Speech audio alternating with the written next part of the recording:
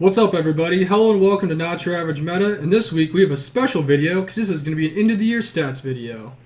But before we get to the stats, gotta give a shout out to our sponsor, International MTG on TCG Player. They got good deals on cards from, back in the day all the way up to the standard right now, so go check them out for good deals. But yeah, so today we have a special stats episode, so there'll be no gameplay video, sadly. I got Justin here. What's up, fam? Who you guys know is the guy who only plays Dimir decks. Hell yeah. And we've got Gavin. Hello. Who has been here for 1/4 of the season. Thank you very much. I'm glad to be here. Let's get started. Starting out, not your average stats. We had 32 games, so first season was 32 games, because I'm using this last week to make this video. That was 6.3 hours of gameplay combined, if you add all the videos together. There was 14 players who made an appearance on the channel, partly because for the first, 12 or 13, it was just the same 4 people. Yeah. Or 5 people, so... Oh, what an honor to make the cut, too. Yeah, Gavin's the only one that made the cut. Everybody else didn't make it. My cutoff point was you had to play at least a quarter of the games or you weren't allowed to be counted as a statistic in the statistics. Eat your soul out, Martin. Yeah. Sorry, Martin. So anybody under the 8 game mark is just considered a guest on the channel, and Gavin played 9, so he's here. All right. There was 95 unique commanders played, which I was actually quite surprised by. Mainly because Justin played a lot of the same commanders, and Volo made many appearances on the channel. He did. I also probably played a lot of the same things as well. Robert played a lot of the Garth. Yep. There was 3 weeks in a row where Robert played that morph deck I made him with Kadena. Yeah. But 95, that's a lot. The average game length was 10.5 turns. Which I was thinking about it, and that seems like a pretty good game, Yeah. It's not anything crazy. There was a possibility of 128 commanders that could have been played if we played 4 different commanders every game. We played 95, so Still not bad. It's not terrible. No, it's real good. And I think that 10.5 turns is a good length as well. I hate 3 or 4 turn games. I'm tired of infinite combos. I'm tired of competitive decks. So this is fun. It's a little grindy, and I like a little meat to my games. So that's good. I thought 10.5 was good. Yeah. Because I was looking at some of the stats, and some of them went really long, and those were ones where, it's just, stall-out games where nothing's happening. Some were, super quick, but that's when someone comboed off or, something crazy happened right off the bat. Yeah. So, also to preface this, before we even started this channel, I made a ton of Dimir decks for Justin, so that's why a lot of the decks, some of the stats were kind of skewed, mainly because, like I said, for the first so many games with the same people, he played a lot of Dimir decks, and I self-imposed on myself from the beginning of the year that I was going to play Boros decks and mono-red decks. So that kind of skewed the stats on what you're going to be hearing about. But, on to the next slide. So, most 4th place finishes. We have Justin and Robert tied for 4th, so this means that they were eliminated first out of everybody, obviously. Foil was tied for 2nd by himself. Well, I guess he's not tied. They were tied for 1st, so that would make Foil 3rd or 2nd. How does that normally work? I don't know. They do it weird. Anyways, he had 2 finishes in 4th. I had 1 finish in 4th, which was the game where Martin killed me when we played our Innistrad game. Gavin didn't finish 4th in any of his games that he played. Beautiful. It's a good stat. And Guest finished 10th, so by far more than anybody else. Which, it's not like we really picked on him or anything, it just kind of happened that Explains way. why they're guests, Which, honestly, I would have imagined Justin or Robert would have been last place because you guys both would attack each other the entire game and that was it. No. We had a assertive dominance of Yeah. who the channel or really belongs yourself. I'm surprised that yourself didn't finish higher or last more than everyone else. Who, me? Yeah, you. It's your channel, man. I don't know. I always had this. Here's the most 2nd place wins. He's always got this crazy combo or something that lasts way too long, and there's the damn artifact deck that takes 45 minutes. I just don't want to see him. Everybody knows when you come to play that it's my channel. They're gunning for me all the time. And somehow, No, it's always me. I came out knee deep out of a pile of poop, and I came up clean on the other side. You know what I'm saying? I can have 4 lands. I'm like, oh my god, Justin's a target. Kill him. That is true. That does happen. So yeah, I guess the most surprising thing to this is I thought Justin and Robert would be a lot higher. Let's see. Next up is 3rd place. Justin has the most 3rd place finishes with 7. And then we have myself, Gavin, Robert, and Foil all tied with 2. and the guests have 3. Nice. So Okay. Justin is clearly in charge of the 7th place finishes. A Here. dominant bronze man, huh? Yep. Also, for anybody who's actually doing the math in their head while they're watching this, the numbers don't add up with how many games you played. Because there were some games where multiple players were eliminated at the same time, so I just didn't count that. Because you could argue everybody, like say there's one winner and the other 3 people got comboed out. You can argue they all finished in 2nd place or they all finished in 4th place. That's fair. So I didn't count any of those games. There's a good amount of those games that happened. So the guests squeaked out some 3rd place wins. Good for you, guests. Yes. All right, next slide. Let's see. Next we got 2nd place. And as Justin said, I have the most 2nd place wins with 11. Jesus. Justin's in 2nd with 6. Gavin's actually in 3rd of 2 Hey, man. out of 9 games.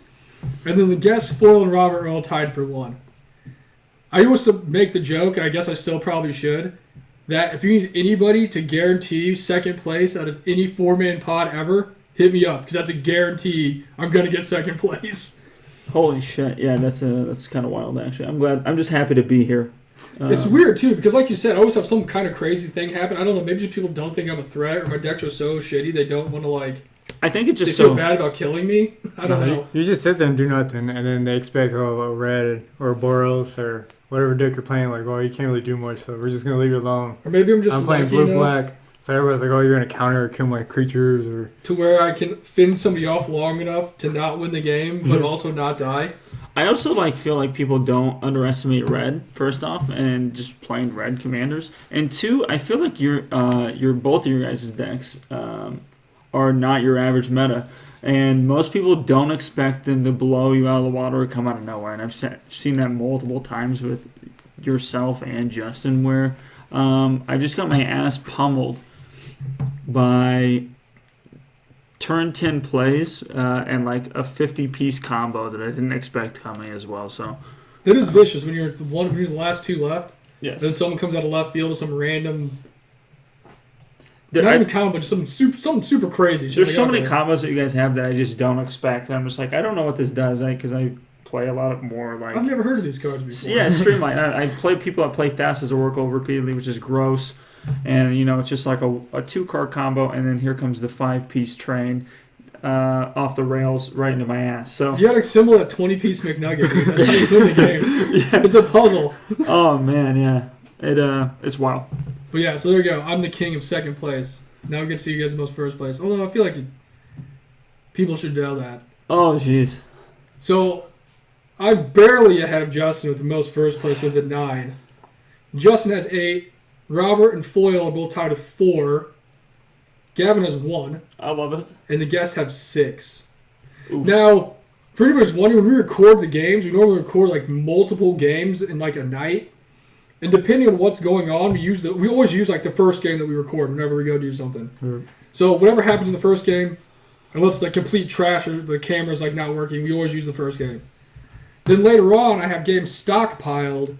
So if I need to if I'm sick or like we can't play or something like that happens, we'll use a stockpiled game. So that way, we don't have to go, run around trying to get a game recorded just to put a game up. So it's not like we stack the game so to make us look better because it's our channel. It's just account to how it works. Yeah. You dip in the archive there. Yeah. The Library of Alexandria. You go dig it. Actually, it's funny because I was looking through the stats, have all the games written out, like different stuff, and there's a long period of time where I won like one game and I lost. I didn't come in I guess I came in 2nd, but I didn't win a game for like 13, 14 games in a row. You know what I'm saying? I want to say in the beginning it was mainly Robert winning. Yeah, he won like 2 of Robert's 4 games, the first 2 games we played. Yeah. He was on that win streak. It's true. So I have 9 out of the 32, which gives me a 28.1 winning percentage. It's that last week's video that gave that percentage over me. Yeah, I know. Your Bears. Oh shit! I forgot about them. Justin's got 25%. Robert only played 13 games, so he technically has the best winning percentage at 30.7 Jesus. because he only played 4 games. Well, he won 4 out of 13 games. Foyle's sitting at 28.5 because he won 4 out of 14 games. Gavin's at a solid 11.1 with his 1 out of 9. That's right, baby. And then the guest also played the rest of the majority of the games, so they're at 18.75. Below average. Well, it's those Volos decks.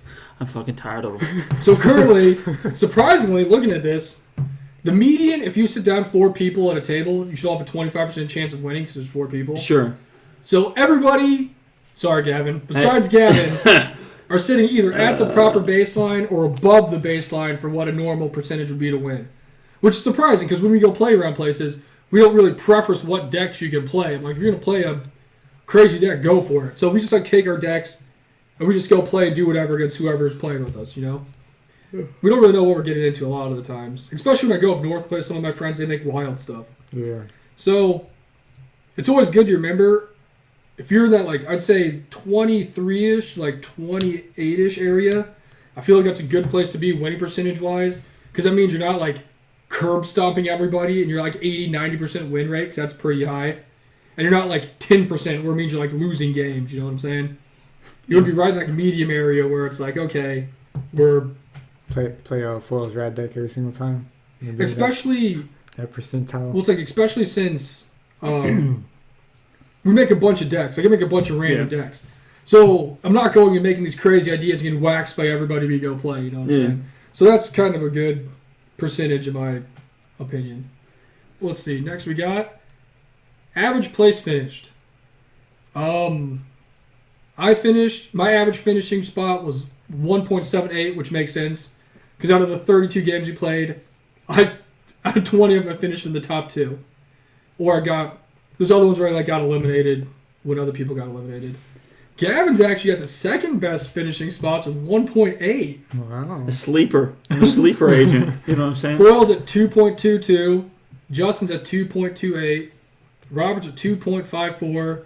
And the guests are somehow also higher than them at 2.54. I don't know how that happened. But based off what we just saw in the stats-wise, it makes sense. That seems about right.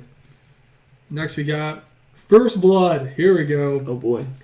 So this is the number of times in the games where this person attacked and dealt damage first before anybody else did.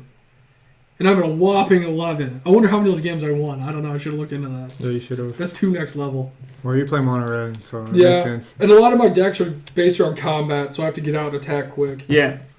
Justin was at 6, was number 2, which also makes sense because he has those Yuriko decks. A lot of them are from Yuriko, so you get your guys out fast and you swing really fast. Turn 2. Robert's at 3, which are all those times he attacked you with Ragavan on turn 1. Stupid monkey. 4 was Foil with 2. Gavin had 1, surprisingly. I'm not even sure what that would have been. I have no idea either. Honestly, I'm more of a combo player, so I don't really shoot to attack first. I don't like putting targets on my back. I let everyone else hit them, and then I'm one of the guys that does a sneak attack and hits you in the back of the head when you're fighting someone else. I feel like it was one of your apostles. Oh, probably. I'm trying to remember what it was. I actually watched. I was like, oh, that's surprising. It might have been. You might have just like swung at somebody for like 1. It might have been just out of pure aggression of the game before. Just to get him back. The pirate monkey might have made an appearance. That doesn't represent how many times he attacked. That's how much damage he dealt when he swung with it. Yeah, exactly. And then the guests are at 9. So the guests are quite aggressive compared to the rest of our group besides me. Alpha male status over here, you know. Damn. Oh, bitch. Hey, next season. It's always next season. Next year. Pump those stats up for next year. Make a mental note of this. You need to be higher on the first one. Let's see what we got going next. Here we go. This is the real breakdown, people. I've got, well, as you can see, these color pie breakdowns of how many mono-colored commanders were played, how many 2-colored paired commanders were played, and how many tri-colored commanders were played in 5-color. The only color that was not played at all in the entire time was Bant. I mean, like I said, I'm not too surprised by this because I played a lot of red myself. Yeah. Justin played a lot of Dimir, so that makes sense. I thought there'd be more green played, but there wasn't a lot of mono green played. It was mostly like when it was like put with something else like Soul Tie or Gruul or. I was gonna say the only mono green was like elves. Yeah. So when it comes to the mono colored commanders, red definitely dominates since that's like 90% of the decks that I played. I was going to say, yeah, it's your bread and butter. I'd expect you to play red. So that doesn't surprise me. That one colorless is when Justin played Shambling Suit last week. That's nice. Made it on there. So now we got the 2-colored paired commanders. Not surprised that there's a lot of Dimir ones played. What? Mainly because that's all Justin plays. Not surprised with the Boros one because, like I said earlier, I kind of self-imposed that on myself. So, of course, there's going to be a lot of Boros ones played. I'm pretty sure out of all the Simic decks, 2 of them are yours, the Rashmi decks, and the other 5 are all Volo decks. True. Yeah, that is true. I'm so tired of Volo. I'm going to be honest. We're going to bring it up again. I don't want to see him ever again. I'm going to build... Someone's still bitter about the Volo. I just can't stand it. It's so explosive. I just didn't expect that deck to be that explosive, and I learned very quickly it is. I'm building a board wipe deck, and it doesn't win. It just board wipes. So Volo players can't win. That just specifically for Volo players. Next we got the tri-colored pairs and the 5-color. A lot of Sultai. A lot of Sultai. Those are kind of more spread. There wasn't really a lot Woodburg of... too. Woodburg's like way up there too. That's a big chunk. Well, it's because Robert played Garth a lot. Oh, okay. He played it like 5 times in a row, and then I played my... And then he played Joda a couple times. Yeah. And then he played Golos once before the ban. I'm amazed there's only one Mardu deck that got played. I thought there'd be more. Mardu's kind of a popular color. But I guess not. Sorry, Bant. Maybe next time. Oh, well. But yeah, those are a little more spread out than... Because if you took out the 5-color, they're kind of evenly spread out, except for Sultai. But that's because you kept playing that freaking Morph guy. Oh, yeah. And you played Mimeoplasm a lot. Yeah. But yeah, there you go. So there's our color breakdown by commanders. Now we got the most commonly played colors, right? Blue-black for the win. Not surprised by that at all. Red, not surprised by that at all. Not a lot of white, which also is not very surprising. No, not quite a strong color suit. I really thought there'd be more green, to be honest with you, because green's like a really popular color people play. It's like even as like a complementary color. Now it's also kind of unfair because you play a lot of black-blue decks, and we had a lot of stuff where it was like a zombie one, or we played the pre-con one. True. Or we all played Dimir decks, so it kind of buffed the stats a little bit. So I guess it's about to be buffed again when Kamigawa comes out. Yeah. The ninjas. There is you see that new ninja commander? He looked cool, man. Cool. Yeah, he all your creatures have ninjutsu. That's it seems a little strong. That might be interesting. No. Wizards already tested it, alright? Play tested it, it's good. It's good. But yeah, honestly, looking at the chart, nothing that's too surprising to me. Yeah. I'm surprised that red actually wasn't in second place. I guess I just could not power through red enough to make it into second place. But first place was black, blue, red, green, then white. What's next? Ooh, here we go. So we got a breakdown of unique commanders by players. The winning CMC of commanders by their CMC, obviously. And then the bottom part is interesting because that's accumulated commander damage through the entire season. So when you say unique commanders, holy shit, are you talking about like different commanders that were played through the whole? Oh, okay. I didn't know if he was going like off the number ranking off the CDH. Or No, like like unique. So I played 29 different commanders through the entire season. You played 19. Foil played 9. Or 10. Foil played 10. Robert played 9. Gavin played 7. And the guest played 23. holy shit. So, I mean, that's a lot of different commanders. Yeah. Tis. I was surprised you played that many different commanders, to be honest with you, because I feel like I saw the same 3 commanders every single week. But maybe we did do a lot of different building challenges and things, so that kind of helped out a lot. Yeah. Yeah, those are fun. I really enjoy the building challenges too. I tried to... Because I played Flying Foot for the first Pauper game. Yeah. And then whenever the new precons came out, we played like different precons that came out. Yeah. Ooh, Kamigawa. Did they have 2 precons? I don't know if they've announced it yet. I don't know. I think I know they have 2. I'm pretty sure. That'd be interesting. Actually, wait. I think you're right. Because I think don't it's think they like released them what they are, but I think Amazon made it. Had like their names or something like that. Yeah. They made a little slip up, little goof on you, Jeff Bezos. We got you. Classic leak. Too big, huh? Capitalism got too big, huh? Little sneaky peek. Yeah. Then we have the winning commander CMC. So I broke down all the commanders that won games, and this is basically their CMC. 3-drop commanders apparently just have a huge edge over everybody. Yuriko. Yeah, Yuriko, Halar, Slimefoot. Oh, yeah. A bunch of other ones I can't think of off the top of my head, but trust me, they're there. 4 and 5 are tied at 8, which I guess that sweet spot for commanders is kind of between 5 and 3, which makes sense because I feel like a lot of the most popular commanders are right in that wheelhouse. Yeah. Because any higher than that, you really got to run green to ramp them out, or just have a crazy ramp, which obviously that's why 6 and 7 are very low. I just don't think there's a lot of good commanders at 2-drops, so I don't even know who the 2-drop commanders are that are on there. I have no idea in terms of like winning. I don't know. Like Krark's kind of cool. I like playing Krark, and he's 2 CMC. But anything else is usually I would say 3 is kind of the sweet spot where they're like effective commanders. I don't know. Savala is a great one. Athros is 3. Perforos is 4, I think, too. So yeah, there's not a lot of sweet spot 2-drop commanders. Then we have accumulated commander damage. No surprise, I have more commander damage dealt than anybody else on the channel because a lot of my decks were Voltron decks. Or somehow got to that point where they ended up being Voltron decks in some weird way. It's because you like counters on everything. That's very true. You're gross. Justin also was second with commander damage.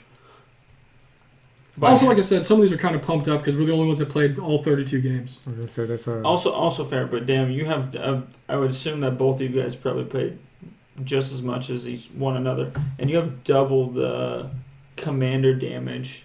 I think you have more damage than like everybody put together. You do actually, yeah. That stat it's very close. Because I was telling him about it one night, and he's like, "Oh, it's a lot." I'm like, "We got to think when you ping people with Yuriko all the time, eventually it starts to add up a little bit, you know." Yeah. Mimeoplasm. I think he has Mimeoplasm, where he just makes one big Mimeoplasm, and you can just like wreck people. Hit you with the old bonk on that one, huh? Because when you break down 125 by 32 games, you don't have to deal like 4 commander damage a game. It's also fair. To reach it. So if he has Mimeoplasm, he deals 18 damage in one game. That's covering a spread of multiple games. Yeah. Where he had 0. Yeah. I, on the other hand, just have a bunch of times I attack people with my commanders. I feel like I don't do that with a number there, so maybe that's something I need to switch. Maybe I need to make up. He's got that 22 commander damage. That's right. I wonder what it's from. I don't know. I'm going to be honest. The combo decks, really, things get a little hazy there a little bit. I'm too worried about slinging spells and not bonking here, so. And the guests have 115. That's pretty wild, too. Foil's got 65. That's just because he had Crick. Yeah. Oh, okay, yeah, he's a monster. And then Robert had 15. I'm not... Oh, that's mostly from when he played with his... Gerard. That and like Wyleth. Oh, yeah.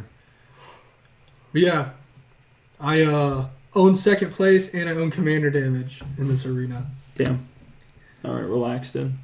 Don't want to pat myself on the back, but pat.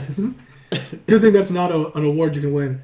Next, we have the actual breakdown of the stats here. Oh my god. So, me, Fog Raw, average turns per win, 9.8. So, I'm actually under the benchmark of the 10.5, which is like a normal average of all the games. Oh, okay. My longest turn, or my longest game, I don't know why I put turn, longest game was 13 turns. I guess that's why. Shortest game I won was 7. My average lands per win was 9. Which, you know, everyone always is like, you need to have like a lot of lands. Whoever has the most lands wins the games, you know? Yeah. The only person who had at least 10 or higher was Robert, and that's because he played a lot of Simic decks. Yeah. In Gitrog, which is like a lands deck. Yeah.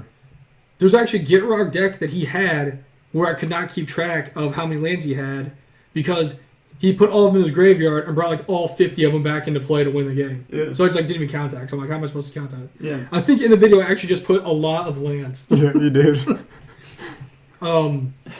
My wins, I have 7 combat wins, which makes sense based off the stats we just saw and the colors I'm playing. Yes. And 2 non-combat wins.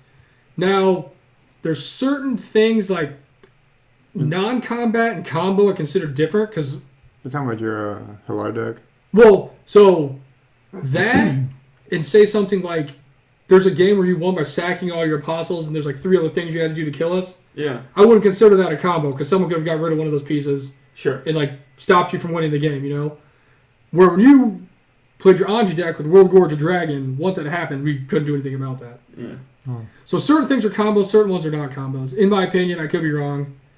But yeah, I had 7 combat, non-combat I had 2, because one of them was, like you said, a Hlar one, where I did kicker, killed everybody. The other one was my Kirkesh game where I killed a goat planeswalker, burned to the face. Yeah.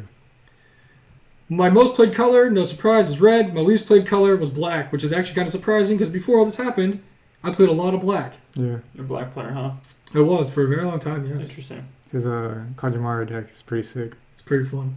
Well, whip it out, dude. We'll play it later. Yeah, what's going on here? Next up is Justin. His average turns per win were 9.6, so right before mine. His longest game was 13 turns, just like mine. His shortest game was 7 turns, just like mine. You're just freaking copying me. This is like, I should have just copy and pasted mine where yours was at. No. My stats are better because my average lands. His average land per turn is 8.1. Don't act like that's because he's a good deck builder. It's because he gets mana screwed all the time. There's a difference, okay? Oh, man, you get an 8.1. Oh. His types of wins he had 5 combat wins. One of them I did count as a combat win because like the Yuriko ones where you attacked and flip cards, I counted as a combat win. Yeah. Because you actually won through combat. And there's a couple times where you won where if you even would have attacked and you didn't flip any cards, you still would have killed us. Yeah. He has 1 combo win, which was the Anji Falcon Wrath game. Yeah. And he has 1 non-combat win. Is that the mill? No. Why did I put Mill on Roberts? Sorry, move Mill over to Justin's. Justin has 1 win through Mill. This whole thing's scuffed. It is. I'm not even sure how they got over there. And you fluffing the stats right now. I know, dude. I'm fluffing the stats. But yeah, I forgot. He does have 1 Mill win, so that's actually pretty impressive. We have a mill win? Yeah. We play at Mills. He's the only guy that was one of the Mill ever. It's the I remember Uno. you playing. I can't think what it is. It's the Oh, yeah, Uno. Yeah. And then the other commander that I switch out is Mirko Vosk. Yeah. Most played color blue, not surprising. Least played color red. My one red win. Yeah, 1 red win, he just freaking destroyed us. Boros. Next we have Robert. His average turns per win are 12.25. Longest game was 15, shortest was 10. Makes sense. He liked to draw them out. He did. His average lands per game or per win was 10.3, highest out of all of us. His wins, don't worry about the mill one, were 2 combat wins, and he had 2 combo wins. I'm surprised he didn't have more combo wins, to be honest with you. It's because we always stopped him. Yeah, that's true. He was like, "Oh, I got Garth. I'm gonna do Deadeye." We're like, "Oh, we're gonna exile him." He was like, "Oh man, I'm trying to make a His bunch." 2 combo wins were the one with the Gitrog monster, Yeah. and the other one was with his Azami deck, where he just used Mind Over Matter and just milled all of us. This went wild, huh? That was prior to us banning Thoughts as Oracle, so Yeah, he wanted Thoughts as that's his Oracle. wizard deck. Is it Yeah. the one and only time Thassa's Oracle's been here to win a game? I think that's the only time anyone's played on the channel. That's it, and then you said that was enough, huh? Yeah. Hit the old committee hammer on that Yeah. one, huh? Pulled Well, the. no, I don't like to play things that aren't fun for the rest of the community. He just wanted the Thassa You mean you don't have- consultation. That's what it really came down to. Yeah, I think I have Thassa's Oracle in some of these things. I definitely don't play to win, or if I definitely had the combo, I just usually hit the old boot scoop boogie on it and kind of leave it be. I'm not really interested in that win or playing type with you guys, but it's interesting. I just was curious at how many people actually played like Thassa's Oracle. And Yeah, on the channel, not many, but off the channel, a lot. yeah. I've lost to that combo more than I care to admit. Like, I've lost to it a ton. Disgusting bile. Next, we have Foil, who actually, this is not a fudge up on the stats. It's actually true. His average turns per win are exactly the same as Robert's. Mainly because his longest game was 17 turns and his shortest game was 6. Holy shit. In all fairness, the 17 turn one was the pre-con one, Oh yeah, that's right. where I should have won and I lost. Yeah. That's the one with the Archon I was telling you about, where I picked the wrong one, I would have won. That's the one. And then he wasn't doing his dungeon and all that stuff, and he got called out. Yep, twice. His average lands per win was 8.75, which is kind of in the line with the rest of us. His wins he has 3 combat wins, 1 combo win, and his most played color is black, and his least played color is white. Next we have Gavin, the man himself. Hello. He has his average turns per win are 9. His longest turn was 9. Yeah. His shortest one was 9. Average lands per win was 8. He had 1 non-combat win, and his most played color is black, and his least played color is green. Those are some stats here for you. 999. Thank you very much. Are you surprised by any of these numbers? A little bit, I guess. I'm surprised that I won as many as I did. So, I mean, I'll take my 10% chance of winning, 11%, whatever it'd be.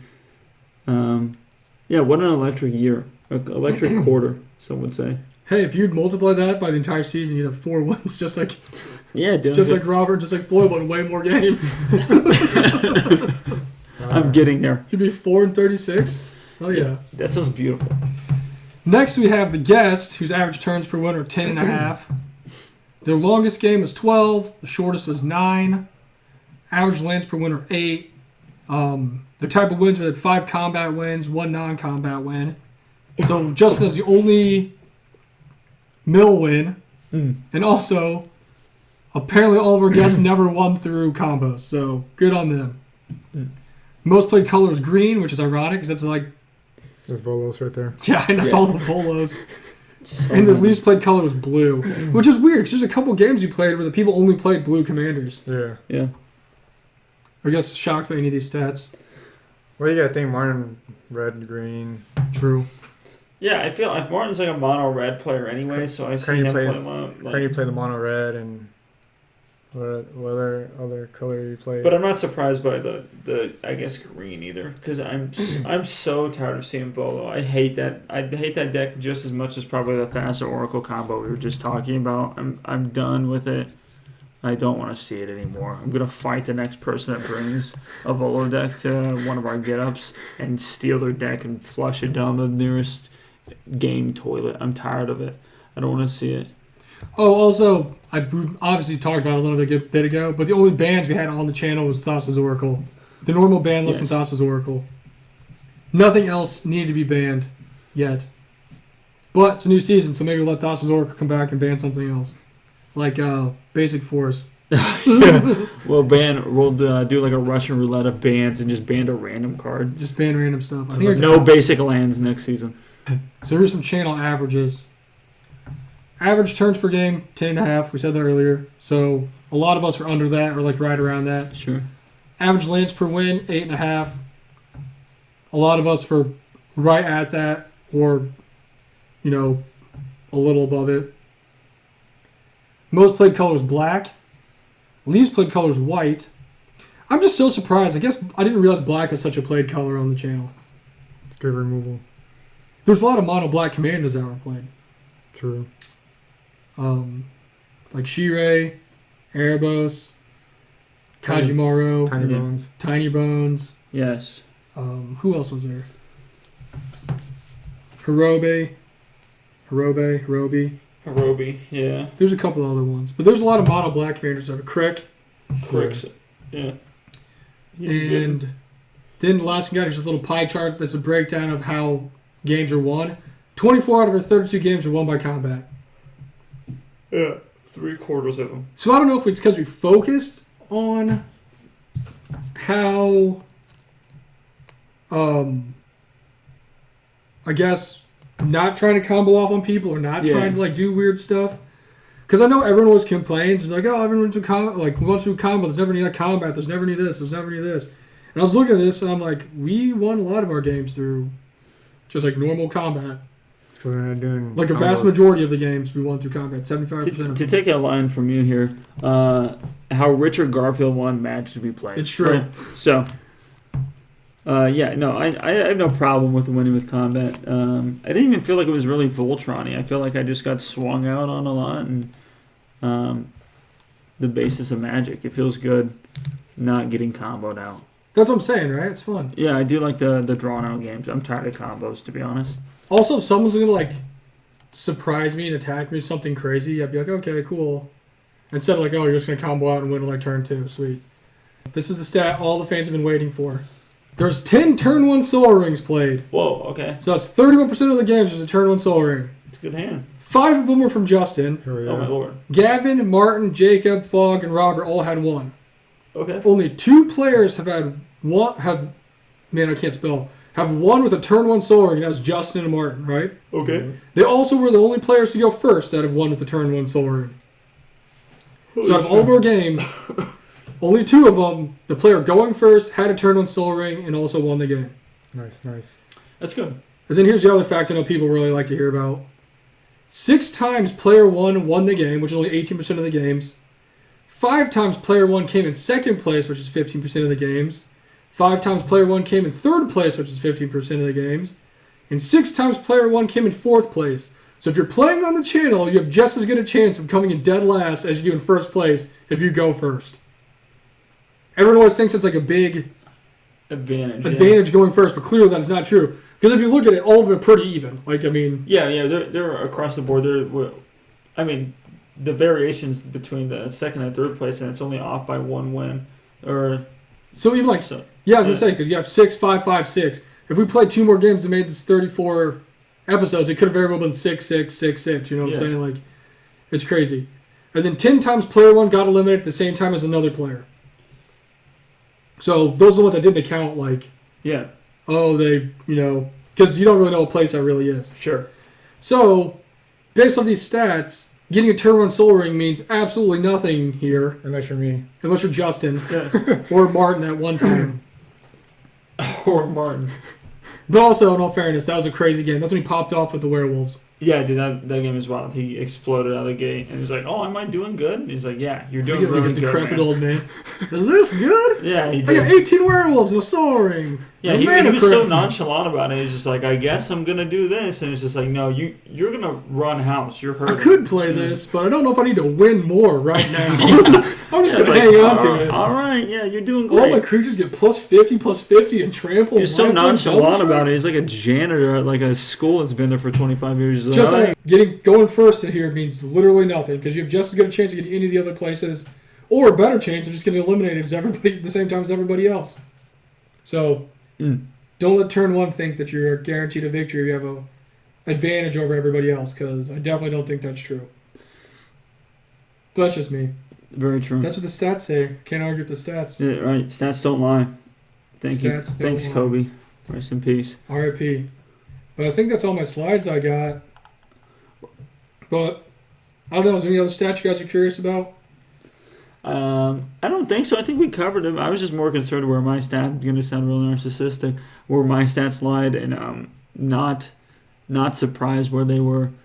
I'm not an electric player by any means, and it looks like I need to stick around for a full year to be anywhere considered near the top where I deserve to be. So it's not bad for only 9 games. Though. Yeah, it's not too bad. I mean, 1 out of 9 ain't bad. I think there's a song or something around, revolved around that somewhere. So, no, I'm not too surprised. At least you're not considered a guest. Yeah, that's the best stat. That's the best, fortune. He barely made it. Yeah, I made the cut. And just, I got a last-minute phone call. I got drafted up to the big leagues. He's that guy, those guys getting picked up from the D League right now because everyone's out for COVID. Yeah. There's a rash of injuries to the starters and the reserves, so we got called up and yesterday I was, handing out waters at practice. Today I'm like a little bow wow. I'm ready to be playing now, straight from the orphanage to the court. So I'm excited. But yeah, so that's a good stats episode. I feel like there's a lot of good stats in there. Got a pretty good idea of what we're about over here. I'll say season 2, you'll probably see more Gavin, me, Fog. And then the 4th player, you never know. I try to build different stuff, pad the numbers a little bit. But I also have a really, I don't know, I'm not afraid to Pauper's great. I'm so excited about that. It's going to be such, $30 to make a whole new deck. But I'm not afraid to build whatever too. I have so much cards at home. I think in the past month I built 5 new decks just to play with the channel. So that'll be fun. The other best part about the channel, since you don't worry about combo or people going off before turn 4 or 5, is you really just make some jank mechanic work or something crazy you want to make work. Because that's how I win a lot of my games. It's just something random really happened. Your VAR child. I'm trying to. Wow, why is channel such a good ability? Yeah. Where'd that come from? Who knew banding with others? Turn 18 banding with others win? Who saw that coming? I'm trying to figure out a way to do a Goblin Charbelcher. Dude, Goblin Charbelcher is a sweet card. Just in a commander deck. I don't know how I'm going to fish it out because it's going to be all lands and just Goblin. You gotta put that one gamble in there so you can hopefully draw into the gamble and try to gamble. And then gamble away. Yeah, just completely ruin it. But no, that was fun. I hope you guys enjoyed your stats. Hope everybody enjoyed listening to us watching this. We'll see what actually happens when I edit the video, what makes it in and what doesn't make it in. True. It might just be clips of me talking. I don't know. We'll see what happens. Okay, yeah, I can't wait to be cut. Thanks for having me. It's a great experience. Thanks for having me. I'm so glad. The guy behind the screen, you know. But yeah, that wraps up season 1. It's a good time. We'll have some more games next year. We'll have different games like Brawls coming out. More Plane Chase. Oh my god, Plane Chase is super fun. I'm More ready Popper. for more Popper. Popper's like, it's in my blood. It's in my veins now. I just can't live without So it's it. going to be the last one. Yeah, I did enjoy that as well. I say for the fans who actually do watch our videos, we appreciate it. If you got comments or you want to see us do something, I answer all the comments. No, I know that, but I'm just saying, like, as far as like having us play a certain type of game or do something different, let us know and we'll try to incorporate it. Also, if you guys want to talk shit about that time you messed up 1,000 triggers in the Innistrad video, keep commenting on that. We got a bunch of comments on there. Yeah. We're getting to the point where sign. we're almost getting paid off of your guys' hate track. So Pretty much. You got a ton of views. It's by far our most viewed video because everyone hates on it. yeah, I love it so much. So I'll make sure I do another turn 1 bounce land. it's in Classic. the classic woof. But yeah, thanks for watching. Go check out International MTG on TCG Player. He'll hook you up with some sweet deals. Tell him Fall Girl sent you so he can upcharge you more on the shipping. Yes. So that's going to do it. See you guys Thank in you guys. 2022. Later.